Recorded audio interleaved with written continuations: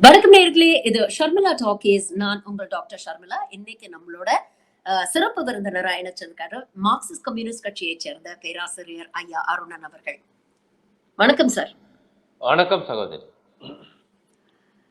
Sir, India பாகிஸ்தானுக்கு இடையே நடக்கக்கூடிய பிரச்சனையில தானா வந்து மூக்க நுழைச்சு போரை நிறுத்தும் அளவுக்கு அதிகாரம் ட்ரம்ப்புக்கு எங்கேருந்து வந்தது அப்படிங்கிறதுதான் இன்னைக்கு நாடு பூரா இருக்கக்கூடிய ஒரே கேள்வி. ஆனா 2 நாளா பிரதமர் வந்து டிவில பேசுறாரு, ஆதம்பூர்ல போய் பேசுறாரு, ஜெய் ஸ்ரீராம் சொல்றாரு, பாரத் மாதா கி ஜெய் சொல்றாரு. ஆனா இந்த கேள்விக்கு மட்டும் பதிலே சொல்ல மாட்டேங்கிறாரு சார். பெரிய விஸ்வகுரு அப்படின்னாங்க. ரஷ்யா யுக்ரைன் போரையே இவர்தான் பேசி நிறுத்தினாரு அப்படின்னு எல்லாம் பில்டப் பண்ணானுங்க. ஒரு பெரிய பிம்பத்தை வந்து ட்ரம்போடைய இந்த நிலைப்பாடு வந்து சுக்கு நூறா அடிச்சு நொறுக்கி இருக்கு அப்படின்னு தான் நான் பாக்குறேன். நீங்க எப்படி பாக்குறீங்க? அதுதான் உண்மை. சகோதரி யோசிச்சு பாருங்க. யாராவது நம்ம நினைச்சோமா ஒரு 3 நாட்களில் யுத்தம் நிக்கும் என்று? ஏன்னா, அ பொதுவாக தமிழ்நாட்டுல மட்டுமல்ல, வடக்கேயும் ஆங்கில ஊடகங்களும் சரி, பிரமாதமா, பயங்கரமாக அத பத்தி சொல்லிட்டே வந்தாங்க.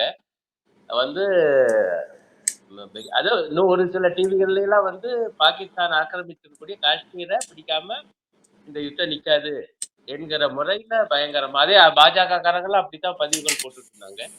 தமிழ்நாட்டுல நம்ம அண்ணாமலையார் கூட வந்து உலக வரைபடத்திலே பாகிஸ்தானே இல்லாம பண்ணிடுவாரியா எங்க ஆளு என்றெல்லாம் அவரு சொன்னாரு. இதர தலைவர்கள் கூட அதற்கு எதிர்வினை ஆற்றினாங்க. அதெல்லாம் நம்ம கேட்டோம். அப்ப உண்மையிலேயே யாருமே எதிர்பார்க்கல. நான்லாம் எதிர்பார்க்கல. அது எப்ப முடியும் நமக்கு தெரியாம இருக்கு. திடீர்னு முடியுது. இந்த முடிவை அறிவிச்சது யாருன்னா அமெரிக்க ஜனாதிபதி ட்ரம்ப். அதுதான் எல்லாருக்கும் ஒரே அதிர்ச்சி ஆயிப்போச்சு. ஐயா 2 நாடுகளுக்கு இடையே மோதல். அதுவும் வந்து பகல்காம்ல அந்த கொடூரமான பயங்கரவாதிகள் வந்து அப்பாவி மக்கள, பயணிகள, தேனிலவு அனுபவிக்க போன இளம் தம்பதியர்ல ஒருவர தரமாரியா சுட்டுக் கொன்னுட்டு அவங்க பாட்டுக்கு போயிட்டாங்க. இதுல இதற்கு ஊற்றுக்கண் பாகிஸ்தான் என்று நம்முடைய அரசு முடிவு செய்து தாக்குதலை ஆரம்பிக்கும். அப்புறம் அவங்க பதில், பிறகு பதிலுக்கு பதில், இப்படி போய்கிட்டே இருக்கு. இதுல எல்லைப்புறத்தில இருந்த மாநில மக்கள் பெரும் அவதியுற்றார்கள். இந்தியாவிலும் தாக்குதல்னு வந்து அதான் சிக்கல். குறிப்பாக ஜம்மு பகுதியில, அப்புறம் ராஜஸ்தான் மற்றும் பஞ்சாப், சண்டிகர் வரைக்கும் பதட்டம். அதெல்லாம் வந்து அருமையான நகரம், செயற்கையாக உருவாக்கப்பட்ட நகரம். நீங்களும் போயிருப்பீங்க, நானும் போயிருக்கேன். அங்க கூட பதட்டம். அதன் மீது குண்டு விழுந்திருப்போம். அப்ப ரொம்ப கவலையா இருந்துச்சு. பாஜக காரங்க ஒரே உற்சாகமாக வந்து நான் சொன்னது மாதிரி பல தீவிரமான நம்பிக்கைகள் எல்லாம் வெளியிட்டிருந்தாங்க. திடீர்னு அறிவிக்கிறாரு ட்ரம்ப். அவர் 5:25க்கு அறிவிக்கிறாரு மாலை. 6 மணிக்கு அறிவிக்கிறாரு இந்தியாவினுடைய வெளியுறவு செயலாளர். எப்படின்னா 5 மணி முதல் மோதல் முடிவுக்கு வந்தது. அவர் சீஸ்ஃபயர்ங்கிற வார்த்தையை போட்டாரு ட்ரம்ப். சீஸ்ஃபயர்னா போர் நிறுத்தம் அர்த்தம். நீங்க உள்ள போய் பார்த்தா நமக்கு அகராஜில அதான் கிடைக்கும். இவங்க என்ன சொல்றாங்க, இது போரே அல்ல, நாங்க பயங்கரவாதிகளுடைய கட்டமைப்பு பாகிஸ்தான்ல இருக்கு, அதை குறி வச்சுதாயா தாக்கணும். 100 பயங்கரவாதிகளை காலி பண்ணிட்டோம், அவங்க கட்டமைப்பு புறா தீர்த்து கட்டிட்டோம் என்று அவர் ராஜ்நாத் சிங் பாதுகாப்புத்துறை அமைச்சர், இந்தியா அமைச்சர் அறிவிக்கிறார். ஆகவே இது வார், போர் என்று சொல்லக்கூடாது. ஆனா ட்ரம்ப் அவர் பாட்டுக்கு சீஸ் பண்ணிட்டார். சரி விடுங்க, என்ன மட்டும் மோதல் நின்று வச்சு.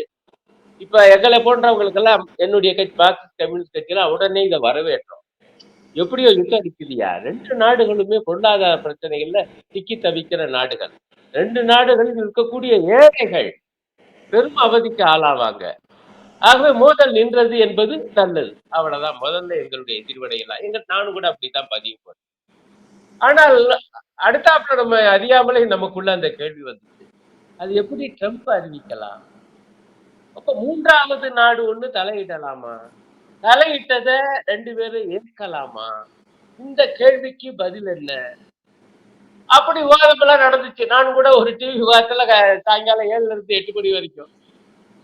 அன்னைக்கு 8 மணிக்கு பேச போறாரு பிரதமர் மோடி. அப்ப எல்லாரும் சொல்றாங்க பாஜக தரப்புல ரொம்ப உற்சாகமா, நான் இந்த கேள்வி எல்லாம் எழுப்புறேன். ட்ரம்ப் ஏயா அறிவிக்கிறார், எப்படியா அதை அனுபவிச்சீங்க? அவர் சொல்றாரு 8 மணிக்கு அதெல்லாம் விளக்கம் சொல்லுவாரு. 8 மணிக்கு கேட்டா அதை பத்தியே பேசல, மற்ற பலதை பற்றியும் பேசுறாரு. நான் அதுக்குள்ள போகல, சரியா தப்பா. ஆவேசமான பேச்சு, அலங்காரமான வார்த்தைகள், மக்கள் மனசுல ஒரு கிளர்ச்சியை ஏற்படுத்தக்கூடிய ஒரு உற்சாகமான சொற்பொழிவு, பொதுக்கூட்ட பேச்சு மாதிரி. அது இந்தியில பேசினா நமக்கு விளங்குது, ஆங்கிலத்திலும் பூரா படிச்சேன். அப்ப நமக்கு என்ன படுது என்றால், ஏன் பதில் சொல்லல? ட்ரம்ப் தலையிட்டாரா இல்லையா என்பது பற்றி ஏன் பேசல? அப்படி என்றால் ட்ரம்ப் தலையிட்டார் என்பது உண்மை என்று அவரை அறியாமலே இந்த நாட்டு மக்களுக்கு சொல்லிவிட்டார். அது பற்றி பதில் சொல்லாததன் மூலம் ட்ரம்ப் தான் அந்த வேலையை செஞ்சாரு, இந்த நிறுத்தத்தை, மோதல் நிறுத்தத்தை என்று சொல்லாமல் சொல்லிவிட்டார். இதுதான் சகோதரி எழுதிய கருத்து. இது நம்முடைய இறையாண்மைக்கே விரோதமானது. ஏங்க, நாம ஒரு விஷயத்தை ஆரம்பிக்கிறோம், அந்த நாட்டுல இருக்கக்கூடிய பயங்கரவாத கட்டமைப்புகளை நோக்கி மட்டும்தான் 9 இடத்துல நம்ம துல்லிய தாக்குதல் சொல்லிட்டு இருக்கோம். அப்ப அதை ஒரு கட்டத்தில் நிறுத்தலாம், நிறுத்த வேண்டும் என்பதுதான் பொதுவாக சமாதான விரும்புகளுடைய கருத்து, நம்முடைய இந்திய நாட்டு மக்களுடைய நலன் விரும்பக்கூடிய கருத்து. ஆனா அந்த நிறுத்தத்தை யார் அறிவிக்கணும்? இந்த நாடுதானே, இந்தியா தானே அறிவிக்கணும். பிரதமர் மோடி அல்லது பாதுகாப்புத்துறை அமைச்சர் அறிவிக்கணும். ட்ரம்ப் அறிவிக்கிறாரு, இவங்க எதிரொலிக்கிறாங்க. அவர் 5:25, இது 6 மணி. அப்படி என்றால் இது சரணாகதி. மார்க்சியர்களாக நாங்க சொல்லிக்கிட்டே வர்றோம், அமெரிக்க ஏகாதிபத்தியத்துடன் இந்தியாவை இளைய பங்காளியாக ஆக்கிவிட்டார்கள். இன்னைக்கு நேற்று நாங்க சொல்லல, சில ஆண்டுகளாகவே சொல்லி வருகிறோம். இவங்க ஆட்சிக்கு வந்த பிறகு என்னபடி ஒவ்வொரு ஒப்பந்தங்களையும் நாங்க அலசி ஆராய்ச்சி எழுதியிருக்கோம். இதுல பூரா எப்படி அமெரிக்கா சொல்றபடி இவங்க கேட்கறாங்கன்னு நீங்க தொடர்ந்து பாருங்க, எந்த அளவுக்கு பணிச்சு போறாங்க. நான் அந்த வார்த்தை தான் பயன்படுத்துறேன். ஏங்க, அவர் பாட்டுக்கு அனுப்புறாரு இந்தியர்களை, அவங்க சட்டவிரோதமாக அமெரிக்காவுக்குள்ள வந்துட்டாங்கன்னு. சரியா, அனுப்பு. கை காலு விலங்குகள் போட்டு அனுப்புறாங்க. எனக்கு காட்டுப்படாண்டி அரசு கூட இப்படி செய்யாதுல்ல இந்த காலத்துல. ஆனா அனுப்புறாங்க. அதை எடுத்து ஒரு வார்த்தை பேசல மோடி.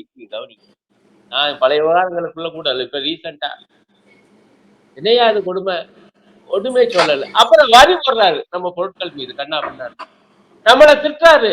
அமெரிக்க பொருட்கள் மீது அதிக வரி போடுகிற நாடு இந்தியா. அது கிண்டலாக சொல்றாரு. மோடி என் ஃப்ரெண்டு தான், அவர் எப்ப ரொம்ப ஜாலியா லகுவா பேசுவாரு, ரொம்ப டிப்ளமாட்டிக்காலாம் ட்ரம்ப் பேச மாட்டாரு.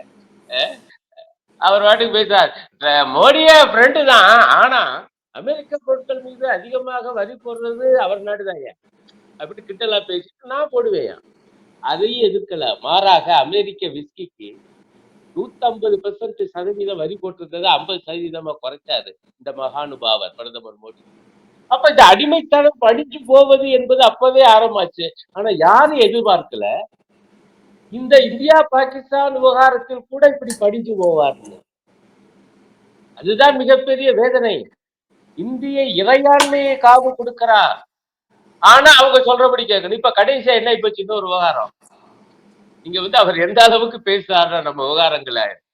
முதல்ல இப்படி ஒரு பதிவு போட்டார், ரெண்டாவது இன்னொரு தளத்துல, இணையதளத்தை அவர் போட்ட பதிவை நான் படிச்சு பார்த்தேன்.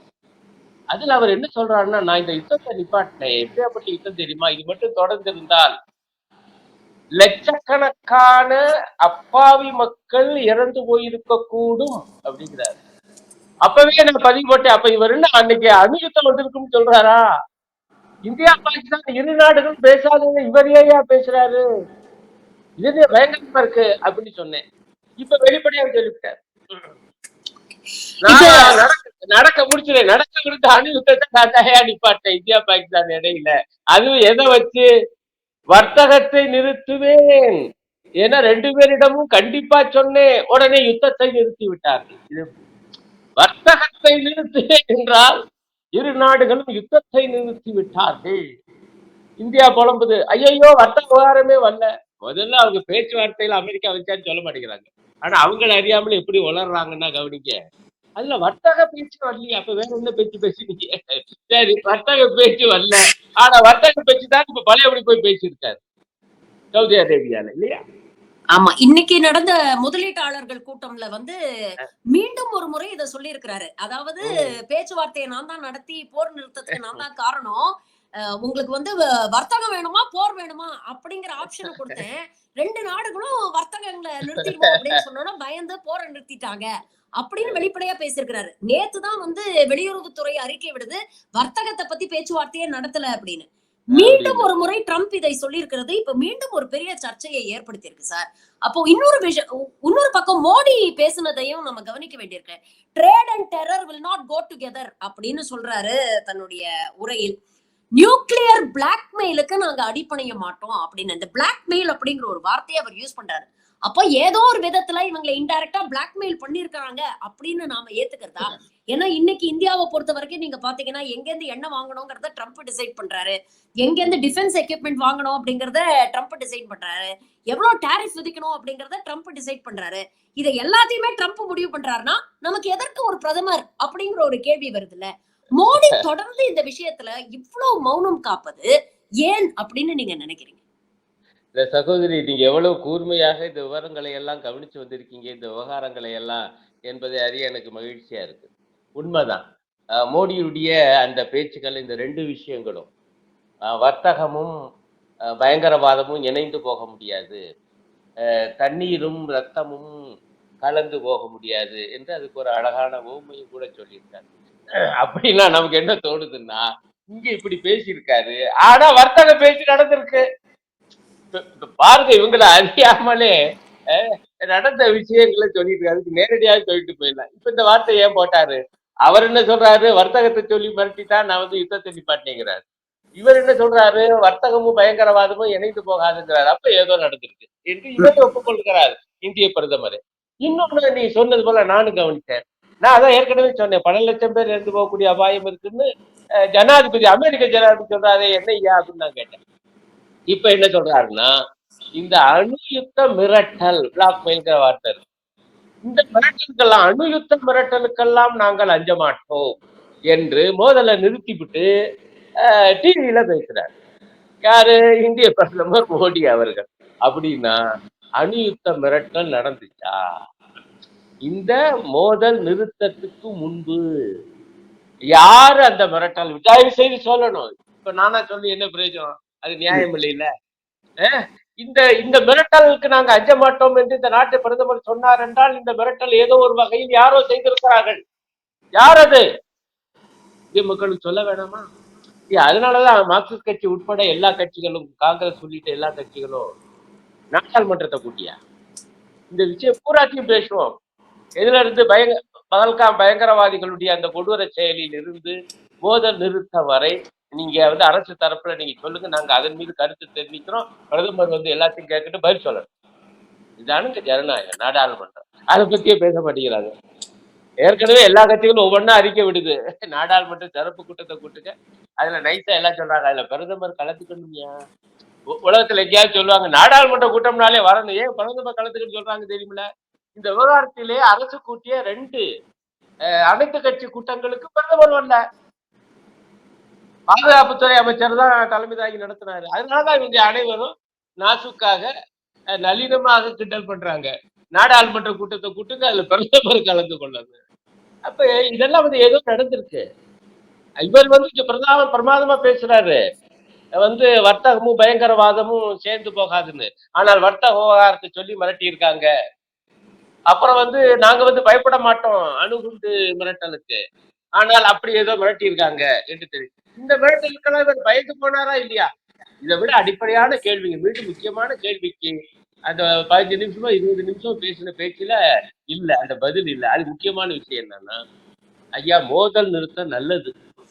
இரு நாடுகளுக்கு, இந்தியாவுக்கும் நல்லது. நம்ம பெரிய நாடா இருந்தாலும் ராணுவ வலிமை கொண்டிருந்த நாடு. ஏன் சொல்ல வரேன்னா பாருங்களேன், 3 நாள் தான் நடந்திருக்கும். அதுக்குள்ள எப்படியெல்லாம் வதந்தி வந்து மக்கள் என்ன அவதிக்கு ஆளானாங்க. ஏடிஎம் ஒர்க் ஆகாதுன்னு பூரா வரிசையில போய் நிக்கிறாங்க. பெட்ரோல் டீசல் கிடைக்காது பெட்ரோல் பங்க்ல போய் வரிசையா போய் நிக்கிறாங்க. இனி அரிசி கோதுமை கிடைக்காது வந்து தட்டுப்பாடு வரும்னு பெருசா கிளப்பி விட்டாங்க. ஒன்றிய உணவுத்துறை அமைச்சர் அறிவிச்சாரு. ஐயோ அப்படிலாம் பயப்படாதீங்க, கையில போதிய அளவுக்கு கோதுமை அரிசி இருக்கு. 3 நாள்ல அப்படி என்றால் ஒரு மோதல் என்பது அது பெரிய யுத்தமா வந்தா இது எவ்வளவு மோசமான பொருளாதார விளைவுகளை நாட்டுல உருவாக்கும். ஆகவே நின்னது ரைட்டு, நான் அதை வரவேற்கிறேன். ஆனால் 2 விஷயம் முடியாம இருக்கு. ஒண்ணு, அதை எப்படி இன்னொரு நாட்டின் ஜனாதிபதி பண்ணணும். அடுத்து மிக முக்கியமான கேள்வி, இப்ப எல்லாரும் இப்பதான் பேசுறாங்க, ஏன்னா நிதானமா பேசு. அது என்னன்னா, ஐயா 100 பயங்கரவாதிகளை கொன்னுட்டோம்ங்கிறீங்க, அவங்களுடைய கட்டமைப்புகளை பூரா ஒழிச்சு கட்டியாச்சுங்கிறீங்க, நல்லது. ஆனா இந்த மோதல் நின்ன பிறகு சகோதரி, காஷ்மீர்ல பல இடங்கள்ல ஒரு சுவரொட்டிய ஒட்டியிருக்காங்க, அரசு ஒட்டியிருக்கு. என்னன்னா 3 பேர் படத்தை போட்டு, இந்த பயங்கரவாதிகள் தான் அந்த பகல்காம்ல அந்த 26 பேரை கொன்னவங்க, இவங்களை பற்றிய தகவல் சொன்னால் 20 லட்சமோ 25 லட்சம் ரூபாயோ பரிசு தொகை தரப்படும். தகவல் தருகிறவர்களை பற்றிய விவரங்கள் படு ரகசியமாக வைக்கப்படும். இப்படி ஒரு போஸ்ட். ஏன்னா இவ்வளவு பெரிய மோதலை நடத்திவிட்டு கடைசியில அந்த பகல்காம் பயங்கரவாதிகள் சாகல போட்டு இனிமேட்டா பிடிக்க போறாங்களாம், அதுக்கு போஸ்டர் ஒட்டியிருக்க. இது என்ன அர்த்தம்? இதை பத்தி எல்லாம் விவாதப்படணும்ல நாடாளுமன்றத்துல. நம்மளுடைய நோக்கம் என்னங்க? பகல்காம் குற்றவாளிகள், அந்த பயங்கரவாதிகளை தண்டி அவங்கள கண்டுபிடிச்சு கண்டிப்பாக அவங்களுக்கு உரிய தண்டனையை கொடுக்கணும். ஆனா அது நடந்த மாதிரி தெரியல இவ்வளவு வாரத்துல. இப்ப நம்ம கிட்டத்தட்ட பல விமர்சனங்கள் வருது சார். இந்தியா வந்து அமெரிக்காவுடைய 51வது மாநிலமாக மாறிவிட்டது அப்படிங்கிற அளவுக்கு இப்ப விமர்சனம் பண்ண ஆரம்பிச்சுட்டாங்க. இவரே வந்து கடந்த முறை ட்ரம்ப் அதிபரா வரும்போது அவருக்கு கொள்கை பரப்பு செயலாளர் மாதிரி போய் பிரச்சாரம் எல்லாம் பண்ணிட்டு வந்தாரு அப்படிங்கறத பார்த்தோம். அதுக்கப்புறம் அவரை சந்திக்க போகும்போது எவ்வளவு பல்பு வாங்கினாருன்னு பார்த்தோம். அவருக்கு மொழி புரியலையா இல்ல எதிர்த்து நிற்க வலுவில்லையா அப்படிங்கிற ஒரு கேள்வியை தொடர்ந்து நாம கேட்டுட்டு இருக்கோம். ஆனா இன்னைக்கு இருக்கிற நிலைமை பாத்தீங்கன்னா, நான் முடிவு பண்ணாதான் நீங்க போர் நடத்த முடியுமா இல்லையா அப்படிங்கறதையே நான் தான் முடிவு பண்ணுவேன் அப்படிங்கிற அளவுக்கு இன்னைக்கு வந்து ட்ரம்ப் வெளிப்படையா மேடைகள்ல பல மேடைகள்ல வந்து பேசுறாரு. அப்போ கேட்க வேண்டிய கேள்வி என்னன்னா, நமக்கு தனியா இயங்குற அளவுக்கு நமக்கு வந்து ஸ்திரத்தன்மை இல்லையா இந்தியாவுக்கு? நமக்கு என்ன சார் இல்ல? 140 கோடி மக்கள் தொகை இருக்கு, ஹியூமன் ரிசோர்ஸ் நிறைய இருக்கு, டெமோகிராபிக் டிவிடெண்ட் நிறைய இருக்கு, யூத் பாப்புலேஷன் இங்கதான் நிறைய இருக்கு. இவ்வளவு பெரிய ஒரு வளங்களை வைத்துக்கொண்டு இன்னமும் ஏன் அமெரிக்காக்கு நாம அடிபணிந்து போக வேண்டும் அப்படிங்கிற ஒரு கேள்வி இருக்கு. அப்போ எங்கேயோ ஒரு இடத்துல மோடியுடைய வெளியுறவுத்துறை கொள்கைகள் வந்து ஃபால்ட்டியா இருக்கா? எங்கேயோ அந்த இடத்துல அவர் தவறிட்டாரா? எல்லா நாட்டுக்கும் போய் எல்லாரையும் கட்டி பிடிச்சிட்டான்னா எல்லாம் சரியாயிடும் அப்படின்னு நினைக்கிறாரா? அப்படிங்கிற ஒரு கேள்வி வருது. இவருடைய வெளியுறவு கொள்கையை நீங்க எப்படி பாக்குறீங்க? இன்னைக்கு பாத்தீங்கன்னா IMFல டோட்டலா நம்மள ஐசோலேட் பண்ணிட்டாங்க. பாகிஸ்தானுக்கு தூக்கி காசை கொடுக்கறான். இதை எதிர்த்து கூட இந்தியாவால இப்ப ஓட்டு போட முடியல. அப்ஸ்டெயின் பண்றாங்க ஓட் போடுறது. அவ்வளவு நாடுகள், சைனா வந்து பாகிஸ்தானுக்கு ஆதரவா பேசுறான், துருக்கி பேசுறான், அசர்பைஜான் பேசுறான். ஒரு நாடாவது இந்தியாவுக்கு ஆதரவாக பேசி இருக்கிறதா? யாருமே இல்ல. அப்போ இன்டர்நேஷனல் லெவல்ல இவங்களோட ஃபாரின் பாலிசில நாம ஐசோலேட் பண்ணிட்டோமோ அப்படிங்கிற ஒரு கேள்வியும் வருதுல்ல. இதை எப்படி பாக்குறீங்க? இந்த வர்த்தகம் அப்படிங்கிறது இந்தியாவுக்கும் அமெரிக்காவுக்கும் உள்ள வர்த்தகம் எந்த அளவுக்கு முக்கியம், எந்த அளவுக்கு இருக்கு, இது பாதிக்கப்படுமோன்னு ஏன் மோடி அஞ்சுகிறார்? இதுல 2 பகுதி. முதல் பகுதி இந்த வெளியுறவு விவகாரம். 2வது முதல் பகுதி நீங்க கேட்டது என்னன்னா, இவ்வளவு பெரிய நாடு, இவ்வளவு இயற்கை வளம் கொண்ட நாடு வந்து அளவுல பாத்தீங்கன்னா பெரிய பொருளாதாரம் தான். ஏன்னா இவ்வளவு பெரிய மக்கள் தொகை கொண்ட நாடு, பெரிய ராணுவத்தை கொண்ட நாடு, அதெல்லாம் ரொம்ப அவசியம். ஆனாலும் அமெரிக்காவிடம் இப்படி பணிந்து போனது ஏன்? இந்த கேள்விதான் மிக முக்கியமான கேள்வி. அப்படின்னா என்ன அர்த்தம்னா, இப்ப நீங்க கூட விஸ்வகுருன்னு சொன்னீங்க, சொல்லுவாங்க பாஜக காரங்க நம்மளுடைய மோடியை பார்த்து. அந்த பதவியை தூக்கி ட்ரம்ப் கிட்ட கொடுத்துட்டாரா? ஏன்னா அவர்ல அறிவிக்கிறாரு. மோடிக்கே டாடி ட்ரம்ப் தான் போல இருக்கு சார். இப்ப விஸ்வகுரு பதவி வந்து அவருக்கு கொடுத்துட்டீங்களான்னு முத கேள்வி. 2வது, நம்ம அமித்ஷா தான் மோடியை பத்தி சொன்னார் சில ஆண்டுகளுக்கு முன்பு. வந்து நம்முடைய பிரதமர் மோடிக்கு 56 அங்குல மார்பு உண்டு, அவ்வளவு பெரிய வீரர் அப்படின்னு சொன்னார். அப்ப என்னடா அவ்வளவு பெரிய வீரர் 56 அங்குல மார்புன்னா அதெல்லாம் எங்க காமிக்கிறாரு? இந்திய முஸ்லிம்களுக்கு எதிராகத்தான் அந்த வீர தீரமெல்லாம். அண்மையில் கூட மிக மிக மோசமாக வக்ஃபு சொத்துக்களை பறிக்கிற, வக்ஃபு என்கிற அந்த கொடை முறைமையை ஒழிக்கிற வக்ஃபு திருத்த சட்டத்தை நிறைவேற்றி வச்சிருக்காரு. அப்பெல்லாம் முஸ்லிம்களுக்கு எதிராக 56 அங்குல மார்பை காட்டாரு. ஆனால் அமெரிக்க ஜனாதிபதி போகும்போது சாதாரண மனுஷனுக்கு பொதுவா 36 அங்குல மார்பு தான் இருக்கும். ஆகவே சாதாரணமாக 36 இன்ச்சா போகுது. 56 இன்ச் ஏயா அமெரிக்க ஜனாதிபதி கிட்ட 36 இன்ச்சா மாறுது? இந்த கேள்வி இன்றைய தினம் இந்தியர்கள் நெஞ்சில வந்துருச்சு. நிறைய பதிவுகள் நான் பார்க்கிறேன். எல்லாரும் இப்ப கிண்டல் பண்றாங்க. இப்ப பாருங்க இது எவ்வளவு அசிங்கம். குறைஞ்சபட்சம் அமெரிக்க ஜனாதிபதி முன்கூட்டியே இப்படி அறிவித்தது தப்பு. குறைஞ்சபட்சம் அதாவது சொல்லணும். நாங்க அவருக்கு அந்த அதிகாரத்தை, அந்த அறிவிக்கிற அதிகாரத்தை இந்தியா தரல. பாகிஸ்தான் தந்தது. பாகிஸ்தான் பிரதமர் நன்றி தெரிவிச்சுட்டாரு. யாருக்கு? அமெரிக்க ஜனாதிபதி ட்ரம்புக்கு. நீங்க தலையிட போய் தான் இந்த மோதல் நிறுத்தப்பட்டது என்று அவர் நன்றி தெரிவித்ததாக இந்திய ஆங்கில ஏடுகள்லாம் வந்திருக்கு. இவர் அதுக்குள்ளேயே போக மாட்டேங்கிறார். இது என்ன நியாயம்? அப்ப அவர் தலையிட்டிருக்காரு என்பது நல்லா தெரியுது. அப்ப நீங்க என்ன சொல்லணும்? ஐயா அவர் தலையிட்டார். நாங்களும் நல்லதுன்னு நினைச்சோம். இப்ப மோதலை மேற்கொண்டு வேண்டாம் நினைச்சோம். ஆனால் இதை நாங்கள்லாம் அறிவிச்சிருக்கணும். இந்தியா தான் அறிவிச்சிருக்கணும். அமெரிக்க ஜனாதிபதி அறிவிச்சது தப்பு. அப்படின்னாலும் சொல்லணும்லங்க. ஏங்க சொல்ல மாட்டேங்கிறாங்க? அப்பதான் நம்ம கேட்கிறோம். அப்ப 56 அங்குலம் மார்பு அந்த வீர தீர எல்லாம் என்னாச்சு? அப்படின்னா இவங்களை எல்லாம் எப்படி நம்புறது? இந்த ஆட்சியை, இந்த பிரதமரை, இந்த மக்கள்? இதுதான் மிக முக்கியமான கேள்வி. அந்த கேள்வி வந்து அடுத்து வெளியுறவுத்துறை பத்தி சொன்னீங்க. நானும் பார்த்தேன் அந்த IMF விவகாரத்துல. உண்மையிலேயே விவாதத்துல எல்லாம் இந்த மாதிரி IMFல போய் பெரிய ஒரு முக்கியமான ஒரு கணிசமான தொகையை கடனா கேட்டிருக்காரு. அதை தர்றது பத்தி விவாதம் நடக்க போகுது. இந்தியா எதுக்க போகுது என்றெல்லாம் விவாதம் வந்துச்சு. ஆமா ஆமா எதுக்க வேண்டியதுதான். தடுக்கணுமியா. ஏன்னா அவங்களோட மோதல்ல இருக்கும். ஆனா வேடிக்கை என்னன்னா இங்க சொன்னதுபடி இவங்க அந்த வாக்கெடுப்புல கலந்து கொள்ளல. மிச்சம் எல்லாரும் கொடுப்பதை நிதி கொடுப்பதை ஆதரிக்கிறாங்க. யாரும் எதிர்க்கல.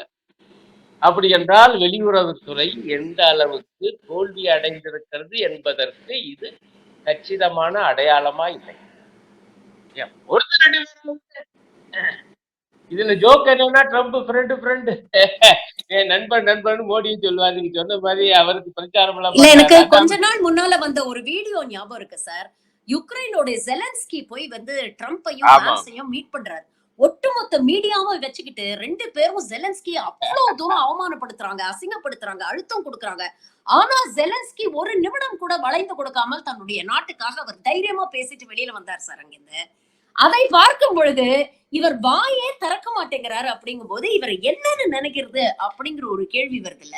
அவ்வளவு வர்த்தகம் ஏன் சார் முக்கியம்? இந்தியாவுக்கும் அமெரிக்காவுக்கும் நடுவுல இருக்கக்கூடிய வர்த்தகம் முக்கியமா இல்ல இந்த வர்த்தகத்தை செய்யக்கூடிய நபர் மோடிக்கு முக்கியமா அப்படிங்கிற ஒரு கேள்வி வருது. ரொம்ப ரொம்ப நாசுக்கா கடைசி அந்த விஷயத்துக்கு வந்துட்டீங்க. இல்ல பாயிண்ட் அந்த ஜெலன்ஸ்கி வந்து அந்த வீடியோவை அதை பத்தி நான் கட்டுரையை எழுதியிருக்கேன் பூரா பார்த்தேன். அவர் ஏத்து பேசினார் அப்ப. ஆக அந்த வகையில எல்லாரும் புகழ்ந்தாங்க. மோடியையும் உதவி ஜனாதிபதி உட்கார்ந்துருக்காரு பக்கத்துல. 2 பேரையும் நேருக்கு நேர ஏத்து பேச ஒரு சின்ன நாடுதான். அதுவும் ரஷ்யாவை ஏத்து போட்டிட்டு இருக்கு. அமெரிக்க உதவி இல்லாட்டி வண்டி ஓடாது. ஆனாலும் அமெரிக்க ஜனாதிபதியை எடுத்து பேசினாரியா உக்ரைன் அதிபர். அதை நீங்க சுட்டி காண்பிப்பது ஒப்பிடுவது நியாயம்தான். ஆனா ஒன்ன மறந்துடக்கூடாது. அதே உக்ரைன் அதிபர் இப்ப கடைசியா என்ன பண்ணிருக்காரு தெரியுமில்ல? அங்க அப்படி எல்லாம் பேசிட்டு வந்து தன் நாட்டினுடைய கனிம செல்வத்துல பாதிய அமெரிக்காவுக்கு எழுதி கொடுத்தாரு. அப்படி எழுதி கொடுக்கணும் என்று அங்க வந்து அவர் வம்பு பண்ணாரு. உங்களுக்கு நாங்க ஏன் உதவி செய்யணும்? நீங்க அமெரிக்காவுக்கு என்ன மறு உதவி செய்ய போறீங்க? மொய் எழுதுற மறு மொய் எழுதணும் இல்லைங்க. அவர் கிட்டத்தட்ட நான் உங்களுக்கு மொய் எழுதிட்டு இருக்கேன். உங்களுக்கு ராணுவ உதவி பண்ணிக்கிட்டு இருக்கேன். எல்லாம் பண்ணிக்கிட்டு இருக்கேன். எங்களுக்கு செலவாகுது. பதிலுக்கு நீங்க என்ன செய்வீங்க? என்ன செய்யணும் தெரியுமா? உங்களுடைய கனிம வளத்தினுடைய எதிர்கால லாபத்தில் பாதியை எங்களுக்கு தர வேண்டும். முடியாதுன்னாரு. இப்ப கையெழுத்து போட்டார். ஆக உக்ரைன் அதிபருடைய அந்த கதையும் சேர்த்து பார்க்கணும். இருந்தாலும் நீங்க சொல்லுவது மிக சரியான அம்சம். குறைஞ்சபட்ச எதிர்ப்பு அவர் காமிச்சாரு. இவர் எதிர்ப்பே காண்பிக்க மாட்டேங்கிறாரு நம்மாலு. இவர்கிட்ட என்ன மொய் கேட்டிருக்காருன்னு தெரியலையே சார். அதுதான் அங்கதான் வர்த்தக விவகாரம். இப்ப நமக்குள்ள சந்தேகம் என்னன்னா வர்த்தக விஷயத்தை ஒரு வேலை பிடிச்சிருக்காங்களோ? எங்களுக்கு வந்து உங்களோட ஏற்கனவே சில வர்த்தகங்கள் இருக்கு.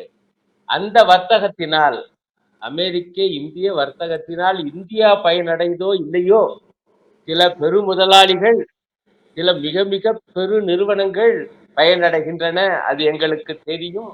நீங்க யுத்தத்தை நிறுத்தவில்லை என்றால் நாங்கள் அந்த வர்த்தகத்தை நிறுத்துவோம் அந்த பயனாளிகள் பெரு நட்டம் அடைவார்கள். சொல்லியிருக்கலாம்ல சொல்லியிருக்கலாம்ல அந்த பயனாளிகள், அந்த பெரும் முதலாளிகள், அந்த பெரு நிறுவனங்கள் இவருடைய நண்பர்களாக இருக்கலாம்ல. ஆனால் இதெல்லாம் இன்னும் வெளியே வரல. ஆனா இந்த கேள்விகள் பறந்துருச்சு. இப்ப நம்ம பேச ஒண்ணு புதுசு இல்ல. பூரா சமூக வலைத்தளங்களை பூரா அதான் கேக்குறாங்க. என்னய்யா வர்த்தகங்கிறாரு, நீ உடனே மிரண்டியா? அப்ப அந்த வர்த்தக நிப்பாட்டினா பாதிப்படைய போறதெல்லாம் உங்க நண்பர்களா ஓடிச்சு அப்படின்னு பூரா கீழே கேட்டுட்டு இருக்காங்க. வேறமில்ல, இங்க அவ்வளவு எளிதாக ஒரு மனிதர்களை ஒடுக்கலாம், அவங்க சிந்தனையை ஒடுக்க முடியாது. அதுவும் நவீன சங்- காலத்துல சங்கம் அஹ், முக்கியமா சாப்பாடு முக்கியமா மாதிரி தீவிரவாதம் முக்கியமா வர்த்தகம் முக்கியமான்னு கேள்வி கேட்டிருப்பாரு ட்ரம்ப். அவ்வளவுதான் அப்படித்தான். அது சாப்பாடு, யாருடைய சாப்பாடு முக்கியம்? இந்த நாட்டுடைய ஏழைகள் சாப்பாடை பத்தி அவர் பேசியிருப்பாரு. இந்த நாட்டுல இருக்கக்கூடிய சில பெரும் முதலாளிகள், மிக பெரும் நிறுவனங்கள், கிட்டத்தட்ட பன்னாட்டு நிறுவனங்கள் போல இருக்கக்கூடிய சில இந்திய நிறுவனங்கள், அவற்றுக்கு நட்ட வரும் பாத்துக்கையா, நான் சொல்றபடி கேட்கலைன்னா. அதுலதான் அவர் தொடர்ந்து இப்படியே இருக்காரோன்னு சண்டையே வருது. நான் சொன்னேன் பாருங்க, இந்தியர்களுக்கு கை கால விலங்கு போட்டதுல இருந்து வரி உயர்வு, இப்ப வரி உயர்வு அப்படின்னா பிற நாடுகள்லாம் எடுத்து ஐரோப்பால கூட பெரிய விவகாரம். ஆனால் இவர் பேசாம கம்முன்னு இருந்தது. இப்ப என்னமோ ஒரு ஒப்பந்தம் போட போறாங்கன்னு சொல்றாங்க. அது என்ன ஆக போகுதுன்னு தெரியல. விவசாயத்துக்கு மிகப்பெரிய கேடு வரக்கூடிய சில சரத்துக்கள் கொண்ட ஒரு ஒப்பந்தத்தை அமெரிக்கா கூட போட போறாங்க என்று விவசாய சங்கங்கள்லாம் கவலை அடைஞ்சிருக்காங்க.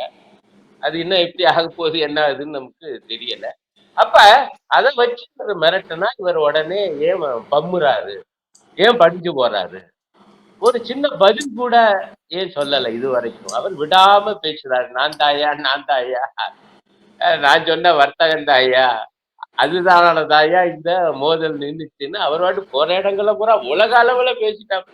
அவர் போட்ட பதிவுக்கெல்லாம் பார்த்தா அது என்ன கிட்டத்தட்ட லட்சக்கணக்கான பேர் ஒண்ணு பார்த்தேன். அப்ப நான் பார்க்கும்போதே 1 கோடி பேரை தாண்டி பார்த்துருக்காங்க. ஏன்னா அமெரிக்கா ஜனாதிபதி அடுத்த 2 நாடுகளை பத்தி போட்டான், பதிவு போட்டான் அந்த எக்ஸ் தளத்துல. அப்ப இதெல்லாம் எவ்வளவு பெரிய அசிங்கம், ரொம்ப வேதனையா இருக்கு.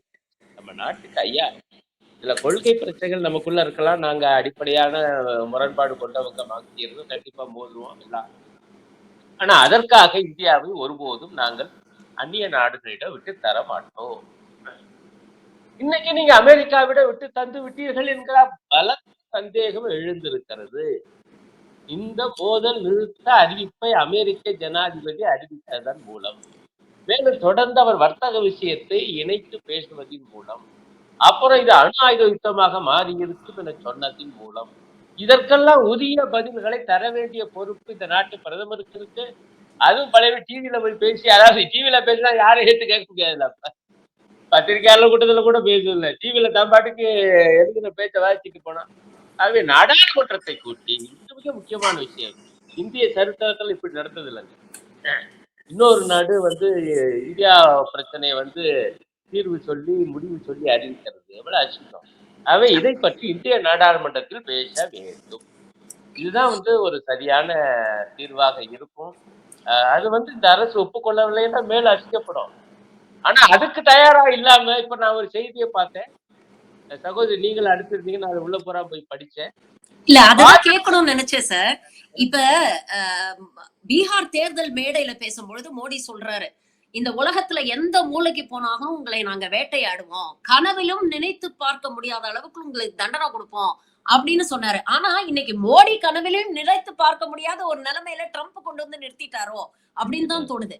அப்போ இந்த சிதறிய பிம்பத்தை சீரமைப்பதற்கும் திரும்பி கட்டி எழுப்புவதற்கும் தான் திரங்கா யாத்ரா அப்படிங்கிற ஒன்று அனௌன்ஸ் பண்ணிருக்காங்களா அப்படின்னு. ஏன்னா அடுத்தது 10 நாட்கள் நாங்க நாடு பூரா திரங்கா யாத்ரா போக போறோம், மூலை முடுக்குக்கெல்லாம் போய் மக்கள் கிட்ட ஆபரேஷன் சிந்தூர பற்றியும் மோடியோடைய வீரதீர சாகசங்களை பத்தி பேச போறோம் அப்படின்னு இறங்கி இருக்கிறாங்க களத்துல. உண்மையான நோக்கம் என்ன? ஏன்னா இவங்களை பொறுத்த வரைக்கும் ஒரு வார என்டர்டெயின்மெண்டா தான் பாத்துக்கிட்டு இருக்காங்க. அது ஒரு உச்ச கட்டத்துக்கு வரும்போது அப்படியே சப்புன்னு ஆன மாதிரி திடீர்னு போர் நிறுத்தத்தை அனௌன்ஸ் பண்ணிட்டாங்க. இப்ப சங்கிகளுக்கு என்ன பண்ணணும்னே தெரியல.